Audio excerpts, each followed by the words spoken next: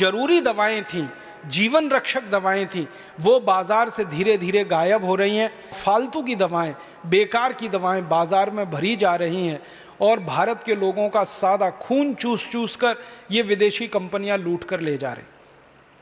जिन कंपनियों के हाथ में ये सारी की सारी पेटेंट व्यवस्था आई है, इन कंपनियों के कुछ आंकड़े निकालने की कोशिश की थी और ये जानने की कोशिश की थी कि ये कितना हमारे देश में पेटेंट की व्यवस्था से लूटने के लिए तैयार बैठे हैं पैसे को, और कितना पैसा ये हमारे देश से लेकर जा रहे हैं।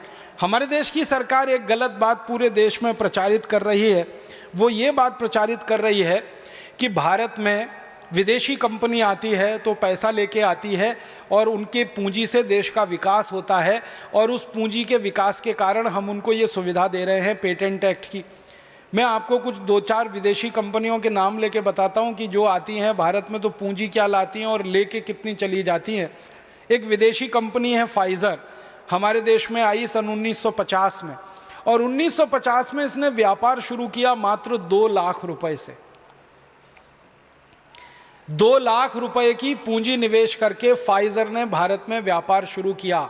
आप इसको सोच भी नहीं सकते हैं कि फाइज़र जैसी इतनी बड़ी कंपनी, अमेरिका की, यूरोप की इतनी बड़ी कंपनी भारत में सिर्फ 2 लाख रुपए लेके आई। हाँ, इनका भारत के पूंजी बाजार में जब प्रवेश हुआ तो initial paid up capital Bharat में आने के समय जो उन्होंने रकम लाई बाहर से, अमेरिका से, वो 2 लाख रुपए की थी, और 2 लाख रुपए से व्यापार शुरू किया 1950 में। और 1 साल में ही इन्होंने, सिर्फ 1 साल के व्यापार में भारत से जो पैसा अमेरिका ट्रांसफ़र कर दिया वो 585 लाख रुपए, एक ही साल। 585 लाख रुपए माने 5 करोड़ 85 लाख रुपए। 2 लाख रुपए लेके आए, 585 लाख रुपए पहले ही साल में कमा के ले गए। माने उनकी जो भारत में पूंजी लगी उस पर कितने 100% वो लूट कर ले गए, अंदाजा लगाइए। और आज इस पेटेंट व्यवस्था में सबसे बड़ा फायदा जो हो रहा है, माने जिस अमेरिकन कंपनी के लिए पेटेंट कानून बदला गया वो यही कंपनी है फाइज़र। तो जब आने के पहले साल में हजारों प्रतिशत मुनाफा वो ले जाती है, तो आज तो उसकी भारत देश से ले जाई जाने वाली रकम सैकड़ों करोड़ रुपए में, 180 करोड़ का नेट प्रॉफिट वो दिखाते हैं पिछले साल के उनके बैलेंस शीट में। आए थे 2 लाख रुपए लेकर, अब 2009 के साल में, 2008-2009 के साल में नेट प्रॉफिट वो 180 करोड़ ले गए, और पहले ही साल में 585 लाख रुपए ले गए। आप अंदाजा लगाइए, पूंजी वहां से वो लाते नहीं है, यहां से लूट कर ले जा रहे हैं, और इसीलिए वो भारत में आ रहे हैं। भारत में कोई धर्मादा खाता खोलने के लिए नहीं आ रहे। और एक कंपनी का बताता हूं, बायर नाम की एक कंपनी है, ये भारत में आई 1958 में। 4 लाख रुपए की इसकी पूंजी भारत में लगी और पहले ही साल में 232 लाख रुपए इसने कमा लिए बायर ने। फिर उसके बाद एक कंपनी है ग्लेक्सको, ये भारत में आई 1947 में और 36 लाख की पूंजी से इसने व्यापार शुरू किया और पहले ही साल में 394 लाख रुपए इसने लूट लिए इस देश में से, पहले ही साल, व्यापार के पहले ही वर्ष में। फिर एक साइनामिड नाम की कंपनी है, इसने भारत में 1947 में व्यापार शुरू किया 1,50,000 रुपए से और पहले साल में इसने 175 लाख रुपए ले लिए इस देश में से कमा के। फिर एक रिचर्डसन हिंदुस्तान करके कंपनी है, 1964 में शुरू हुई। आप हंसेंगे, 20,000 रुपए से इसने व्यापार शुरू किया रिचर्डसन हिंदुस्तान ने और पहले ही साल में इसने 50 लाख रुपए कमा लिए नेट प्रॉफिट के रूप में। सैंडोज ने 1947 में भारत में व्यापार शुरू किया मात्र 10 लाख रुपए से और पहले ही साल में सैंडोज ने 117 लाख रुपए कमा लिए। फिर उसके बाद सीबा गायगी ने 1947 में काम शुरू किया 3 लाख रुपए से और सीबा गायगी ने पहले ही साल में 196 लाख रुपए कमा लिए इस देश में से। तो विदेशों से आने वाली कंपनियां बहुत थोड़ी सी पूंजी लेकर आती हैं और उससे कई गुना ज़्यादा पूंजी पहले ही साल में ले जाती हैं। तो पूंजी बाहर से भारत में आती नहीं है, भारत की पूंजी बाहर जाती है। और अब ये जो नया पेटेंट कानून आ गया, इसके बाद तो ये लूट और ज़्यादा होने वाली है, क्योंकि पुराने पेटेंट कानून में तो इन कंपनियों के ऊपर थोड़ा नियंत्रण रहता था, नए पेटेंट कानून का तो वो सारा नियंत्रण ही खत्म हो गया। आपके मन में एक प्रश्न आएगा, वो ये कि पेटेंट की व्यवस्था तो नई दवाओं पर होती है। हाँ, सैद्धांतिक रूप से तो ये बात सही है, नई दवाओं पर होती है, लेकिन जिन दवाओं पर इन कंपनियों को पेटेंट मिल जाता है वो दवाएं नई हों हमेशा ये जरूरी नहीं होती हैं। पुरानी दवाओं में थोड़ा परिवर्तन करके उनको नया बना लिया जाता है। थोड़ा सा परिवर्तन करते हैं, मामूली सा परिवर्तन करते हैं और वो नई दवा के रूप में रजिस्टर हो जाती है। तो अब तक उन्होंने लूटा पुरानी दवा बेचकर, अब उसी में थोड़ा मामूली परिवर्तन करके उसको नया बना दिया। दवा मूल रूप से वही पुरानी है, अब पेटेंट व्यवस्था में लाके उसको और 20 साल मोनोपोली लेके लूटेंगे बाजार को वो। तो ये एकाधिकार का मामला बड़ा खतरनाक है और भारत सरकार ने ये पेटेंट कानून लागू कर दिया। और इस पेटेंट कानून के बाद देश में धड़ल्ले से विदेशी कंपनियों के मुनाफे बढ़ रहे हैं। एक छोटा सा अभ्यास करने की कोशिश की हमने कि पेटेंट कानून बदलने के पहले और पेटेंट कानून बदलने के बाद कंपनियों के मुनाफे में कितना अंतर आया है। तो आप हैरान हो जाएंगे, जब तक 1970 का पेटेंट कानून इस देश में लागू था, कंपनियों के मुनाफे में 1,000% और कहीं कहीं तो 20,000% का मुनाफा बढ़ गया पेटेंट कानून लागू होने के बाद, क्योंकि दवाओं की कीमतें बढ़ गई। पेटेंट के कानून लागू होने के पहले वो दवा बाजार में 10, 12, 15 रुपए में उपलब्ध थी। पेटेंट कानून लागू होते ही वो दवा 650 रुपए में हो गई। 10 टैबलेट की स्ट्रिप कोई एक पर्टिकुलर मेडिसिन की पेटेंट कानून के पहले 25, 22, 23 रुपए में बाजार में थी, वही 10 टैबलेट की स्ट्रिप अब बाजार में 740 रुपए की हो गई।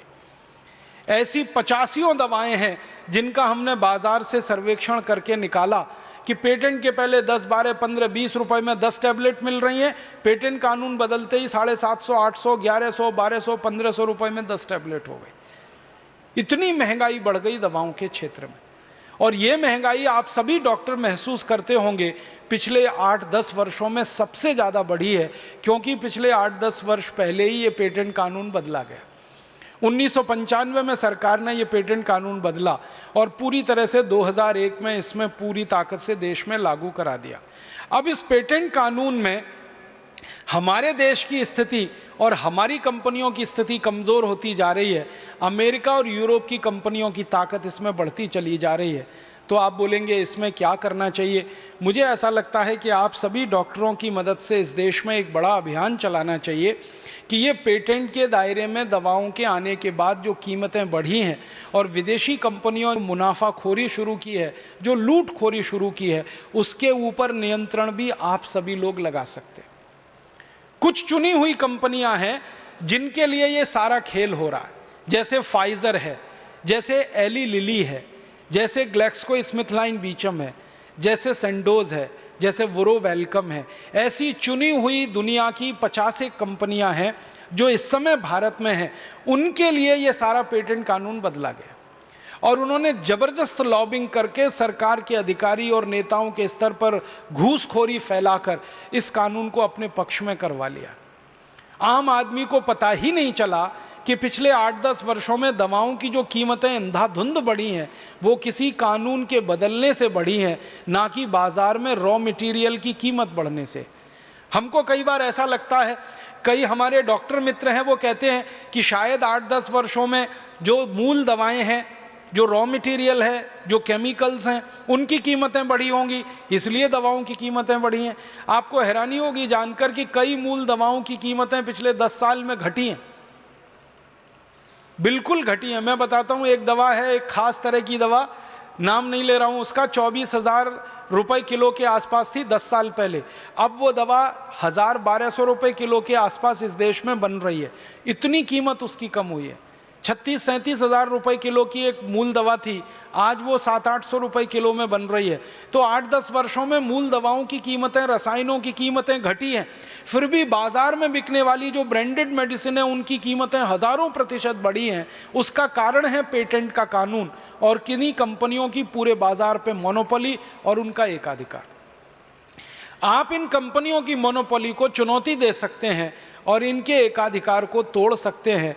आप बस थोड़े से जागरूक हो जाएं, थोड़े ज़्यादा संवेदनशील हो जाएं और थोड़ा सा देश के बारे में ज़्यादा सोचना आप शुरू करें तो बहुत आसानी से इन कंपनियों के इस पूरे दुष्चक्र को आप तोड़ सकते हैं और इनको ज़मीन पे ला सकते हैं। बस आपको एक ही बात करनी है, और वो बात हमारी नहीं है, मेरी नहीं है, महात्मा गांधी की सिखाई हुई और बताई हुई है। महात्मा गांधी कहा करते थे कि जब गुलामी का पहाड़ बहुत बड़ा हो जाए तो बहिष्कार वो डायनामाइट है जो किसी भी गुलामी के पहाड़ को तोड़ सकता है। ये गांधी जी कहा करते थे। 1942 में उन्होंने भारत के लोगों को ये कहा था कि अंग्रेजों की गुलामी बहुत बढ़ गई है, अब इस अंग्रेजी गुलामी को तोड़ने का एक ही रास्ता है कि आप अंग्रेजों का और अंग्रेजी वस्तुओं का बहिष्कार करें, उसके बाद ये गुलामी टूट जाएगी। और भारत के लोगों ने किया और अंग्रेजों की गुलामी टूटी और 15 अगस्त 1947 को हम आज़ाद हो गए। महात्मा गांधी की यही बात मैं आपको याद दिलाना चाहता हूँ कि अभी ये विदेशी कंपनियों की गुलामी बहुत बढ़ गई है, दवा के क्षेत्र में उनकी लूटखोरी बढ़ गई है, उनका मुनाफाखोरी बहुत ज़्यादा बढ़ गया है। भारत से जो लूट कर वो पैसा ले जा रहे हैं, दिन दिन बढ़ता ही जा रहा है, रात रात बढ़ता जा रहा है। पहले 60-70 करोड़ रुपए लेके जाते थे 1970 में, आज बड़े आराम से हर साल 32 से 35 हज़ार करोड़ तो ऑफिशियल उनके आंकड़े हैं, वो लूट के ले जा रहे हैं यहाँ से। फाइज़र है, ग्लेक्सको है, एली लिली है, स्मिथ लाइन बीचम है, मैंने आपको बताया सीवग आएगी है, संडोज है, वुरोज वेलकम है, ऐसी 50 एक कंपनियाँ हैं। इनको आप भी अच्छे से जानते हैं क्योंकि आप प्रतिदिन चिकित्सा क्षेत्र में इन कंपनियों का नाम सुनते हैं। मेरी आपसे सिर्फ विनम्र प्रार्थना है कि इन कंपनियों ने सरकार को तो खरीद लिया, नेताओं को तो खरीद लिया, और हमारे विधायकों को, सांसदों को भी खरीद लिया और उनकी मनमर्जी का कानून पास करा लिया संसद में। और भारत की कोई विधानसभा इस कानून का विरोध ना करे, इसके लिए विधानसभाओं से पहले अनुमति उन्होंने ले ली। तो ये सब काम उन्होंने करके खेल अपना खेल लिया। लेकिन मेरा कहना है कि आप चिकित्सक बंधु अगर इकट्ठे हो जाएं और एक संकल्प ले लें तो इन सारे विदेशी कंपनियों ने ये जो खेल खेला है इसको आप उलट सकते हैं और इनके षड्यंत्र को नाकाम कर सकते हैं। बस आपको एक ही चीज़ का प्रयोग करना है, बहिष्कार, बहिष्कार और बहिष्कार। मैंने आपसे शुरू में एक निवेदन किया था, वो ये था कि आप गैर जरूरी दवाएं प्रिस्क्रिप्शन में ना लिखें, फालतू दवाएं ना लिखें, गैर जरूरी हेल्थ टॉनिक प्रिस्क्रिप्शन में ना लिखें, फालतू दवाओं के हेल्थ टॉनिक ना लिखें। इसके साथ साथ एक विशेष निवेदन मेरा ये है कि विदेशी कंपनियों की दवाएं आपके प्रिस्क्रिप्शन में बिल्कुल ना लिखें, क्योंकि हमने बाज़ार में ये पूरा सर्वेक्षण कर लिया है कि विदेशी कंपनियों की एक भी दवा ऐसी नहीं है जो भारत में बनती नहीं है जिसका स्वदेशी विकल्प नहीं। सभी विदेशी कंपनियों की दवाएं, कैंसर से लेकर और साधारण दवाएं, सर्दी खांसी जुकाम तक भारत के बाजार में उपलब्ध हैं। उनके स्वदेशी उत्पादक हैं और स्वदेशी विकल्प हैं। तो जब विदेशी कंपनियों की दवाओं के स्वदेशी विकल्प बाजार में हैं तो आपको सिर्फ प्रिस्क्रिप्शन में वो डालना है और इतने से ही पूरे देश में एक नई चेतना का आरंभ हो जाएगा, एक नए युग का आरंभ हो जाएगा। तो आप सभी चिकित्सक बंधुओं से, बहनों से मेरी यही विनती है कि जब प्रिस्क्रिप्शन लिखें तो ध्यान रखें फाइजर कंपनी की कोई दवा आपके प्रिस्क्रिप्शन में ना आए, ग्लेक्सको की कोई दवा ना आए, स्मिथ लाइन बीचम की ना आए, वुरोज वेलकम की ना आए, संडोज की ना आए, जितनी बड़ी बड़ी विदेशी कंपनियां, एली लिली की ना आए। कि एली लिली आई है अमेरिका से और उनके पास जो पूंजी का आधार है वो रैनबैक्सी से हजारों गुना बड़ा है। एली लिली चाहे तो हिंदुस्तान की 20 बड़ी कंपनियों को खरीद सकती है क्योंकि उनका पूंजी आधार बहुत बड़ा है। और वो पूंजी आधार बड़े होने का कारण क्या है? वो लोग बहुत अमीर हैं ऐसा नहीं है, उनके पूंजी आधार के बड़े होने का एकमात्र कारण है अपना दुर्भाग्य। और वो दुर्भाग्य ये है कि जब एली लिली भारत में $1 लेके आती है तो वो भारत में 50 रुपए हो जाता है। ये दुर्भाग्य है हमारा। कभी हम जब आज़ाद हुए थे 1947 में तो लगभग डॉलर और रुपया बराबर था, लेकिन आज़ादी के 63 सालों में रुपए का मूल्यन इतना हुआ है कि अब 50 रुपया $1 के बराबर है। तो एली लिली जब $1 का इन्वेस्टमेंट भारत में करती है तो सीधे 50 रुपये में वो बदल जाता है। और हमारे देश की किसी रैनबैक्सी के लिए वो $1 डॉलर नहीं हो पाता है, वो 50 रुपये में डॉलर आता है। तो आप जरा इसका अंदाज़ा लगाइए कि एली लिली अपनी एक इकाई के खर्चे से भारत की किसी कंपनी की 50 इकाई खरीद सकती है, 50 यूनिट्स, सिर्फ एक यूनिट खर्च करके वो 50 यूनिट्स 50 इकाई खरीद सकते हैं। ये उनके पूंजी के आधार के बड़े होने का कारण है। और जब तक ये आधार उनको उपलब्ध है $1 50 रुपए का, तब तक वो आकर भारत की किसी भी बड़ी से बड़ी कंपनी को सस्ते से सस्ते में खरीद लेंगे। अब आप चाहें तो भारत को इस बुरी अर्थव्यवस्था से बाहर निकाल सकते हैं, क्योंकि ये विदेशी कंपनियां तो लूट लूट के ले ही जाने वाली हैं। मैंने आपको बताया कि जब वो आई थी तो 2-4 लाख रुपए का इन्वेस्टमेंट और पहले ही साल में इतना गुना कमा के ले गई। अब तो और ज़्यादा लूट उनकी बढ़ गई है। अगर इनकी संख्या बढ़ती जाएगी और इनका मुनाफा बढ़ता जाएगा और इनका बाजार पर एकाधिकार बढ़ता जाएगा तो भारत के लिए तो अर्थव्यवस्था के स्तर पर खतरनाक है, मरीजों के लिए और भी ज़्यादा खतरनाक है। तो आप इसमें एक बड़ी मदद करिए, देश को इस समय आपकी बहुत ज़रूरत है। आपकी संवेदनशीलता, आपकी होशियारी, आपकी बुद्धिमत्ता देश के एक बड़े अर्थव्यवस्था के हिस्से को बचाने में काम आए, ये और भी बड़ी बात होगी। आप मरीजों को बचा रहे हैं, उनकी जान बचा रहे हैं, उनकी हैसियत के हिसाब से उनको इलाज देकर समाज में स्थापित करा रहे हैं, ये काम में तो आप लगे ही हुए हैं। राष्ट्र की अर्थव्यवस्था के एक बड़े हिस्से को भी बचाने में आप लग सकते हैं।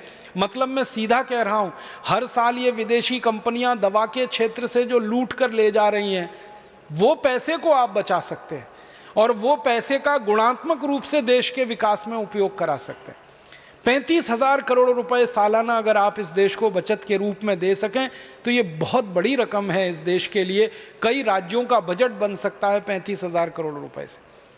आप उसमें बड़ी भूमिका निभा दीजिए और वो भूमिका सिर्फ इतनी सी है कि आपके क्लिनिक में, आपके ऑफिस में ये चुनी हुई 50 जो विदेशी कंपनियां हैं, इनके नाम लिस्ट करके रख लीजिए और आप उनको ध्यान दीजिए कि जब भी प्रिस्क्रिप्शन पर आपका पेन चले तो ऐसी किसी मल्टीनेशनल का, किसी विदेशी कंपनी की दवा का नाम आप ना लिखें, उसके विकल्प में देशी, स्वदेशी, भारतीय दवाओं का नाम लिखें। आप बोलेंगे सारे विकल्प उपलब्ध हैं, हाँ सारे विकल्प उपलब्ध हैं, एक भी विकल्प में कहीं कमी नहीं है। हाँ ये जरूर हो सकता है कि आप और हम मिलकर एक सूची बनाएं।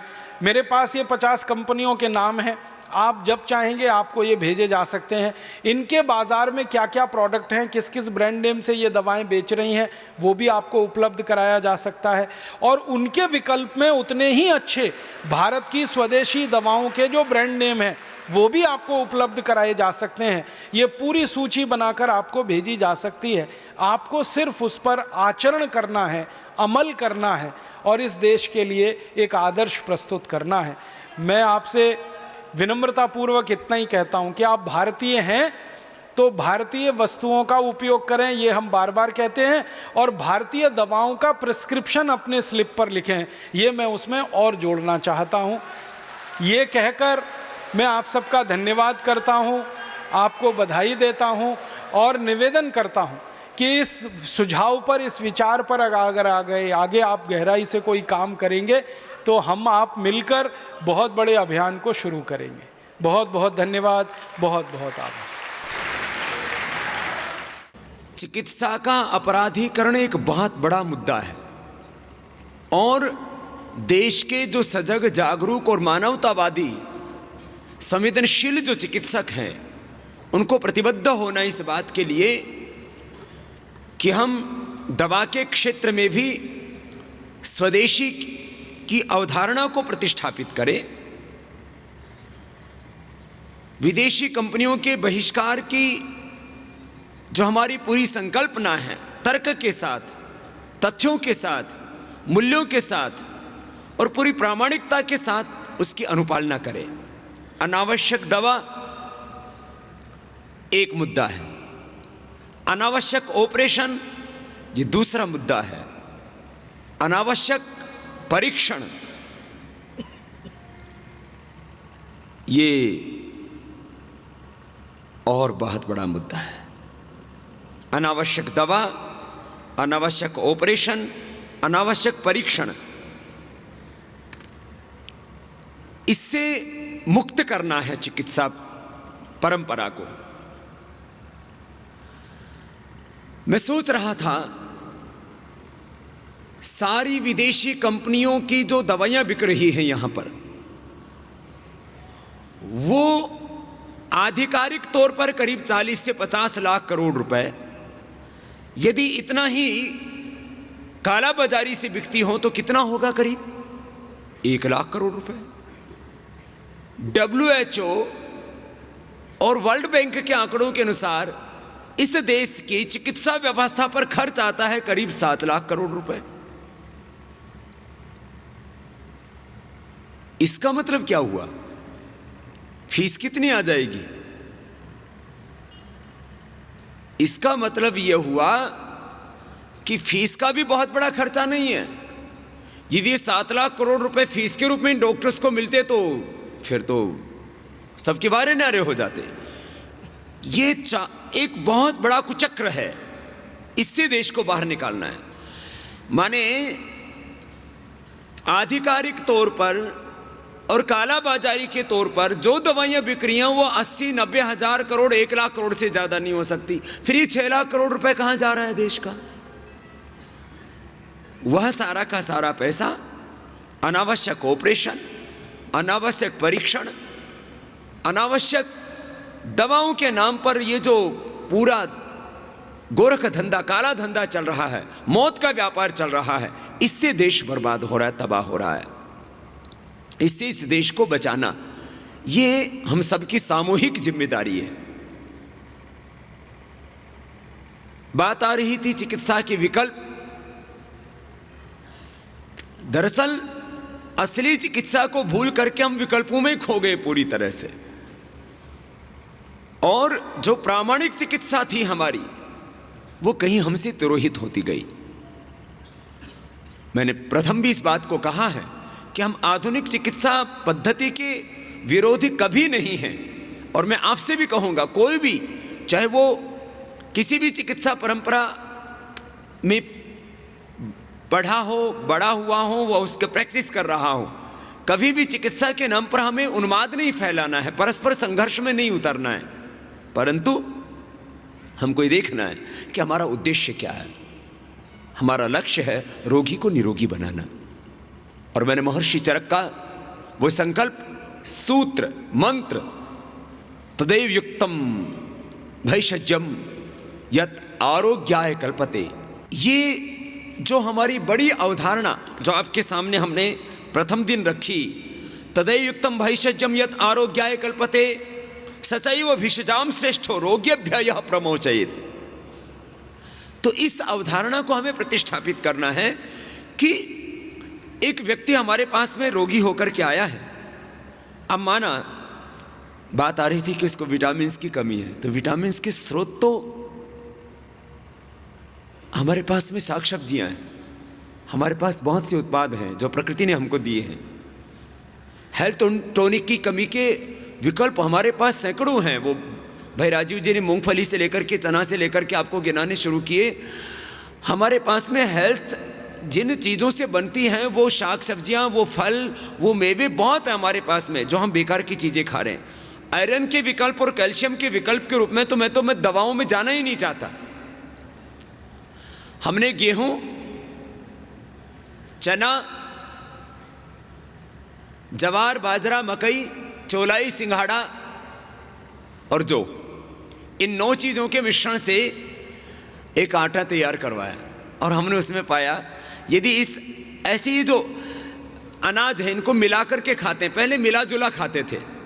ये जो मैंने बताया, गेहूं, चना, सोयाबीन, जवार, बाजरा, मकई, चौलाई, सिंघाड़ा, जो इसका प्रयोग करते हैं, यदि और कुछ नहीं है तो हमारे घरों में इस तरह की व्यवस्थाएं पहले रहा करती थी। गेहूं, चना, जो हम मिला करके खाते थे ऐसे। कभी कभी बाजरे की रोटी खाते थे, कभी चौलाई की रोटी खाते थे, कभी सिंगाड़ा खा लेते थे, उपवास के बहाने ही सही। सबसे ज़्यादा कैल्शियम का रिच सोर्स है सिंघाड़ा, चौलाई, कोदो, रागी जिसको उधर बोलते हैं दक्षिण में, इधर पहाड़ की तरफ उसको कोदो बोलते हैं। सबसे ज़्यादा रिच सोर्स है ये, किसका? कैल्शियम का। बाजरा सबसे ज़्यादा रिच सोर्स है आयरन का, और केला तो लोग घरों में भी लगा सकते हैं। केला में सेव से कई गुना ज्यादा आयरन है और हर आदमी खा सकता है, सबसे सस्ता है और अपने घर में लगा सकता है, अपने खेत में लगा सकता है। हमें आयरन के विकल्प, हमें कैल्शियम के विकल्प चोलाई है ना, जो है ना, सिंगाड़ा है ना, अपने पास में कितने विकल्प हैं। और बात यह है कि पोषक तत्व तो हमारी दाल रोटी सब्जी में सब हैं, उन पोषक तत्वों का अवशोषण नहीं हो पाता। तो उनको बोलो 5 मिनट कपालभाति करो, सारे विटामिन मिल जाएंगे।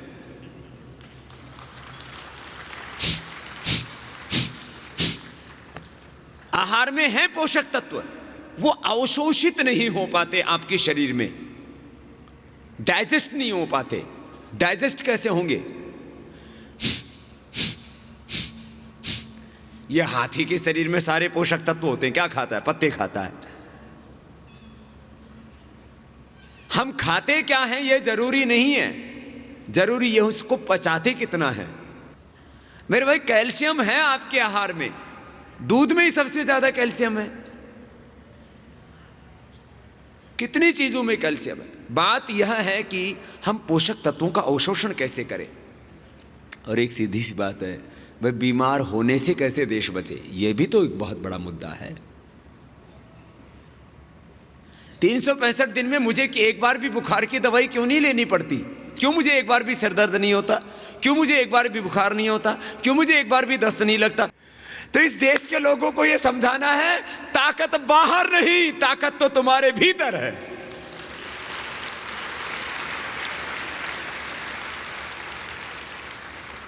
ओज तेज तुम्हारे भीतर है, बाहर की डेंटिंग पेंटिंग करने में लगे हुए। ये तो एक बताए दवाइयों का षड्यंत्र, कॉस्मेटिक का कितना बड़ा षड्यंत्र है, पूरे देश को पागल बना रखा है। गोरापन लाए, दाग हटाई सिर्फ 4 हफ्तों में। 4 हफ्ते में तो देश का पूरा देश गोरा हो जाना चाहिए था, एक भी गोरा नहीं हुआ। तो देश के लोगों को बीमार होने से बचाना एक बहुत बड़ी चुनौती है। तो मैं कह रहा हूं, जब मैं 365 दिन बीमार नहीं होता, तो मेरे इस देश के लाखों नहीं करोड़ों लोग जब योगाभ्यास को अपनाएंगे तो बीमार होने से ही बच जाएंगे।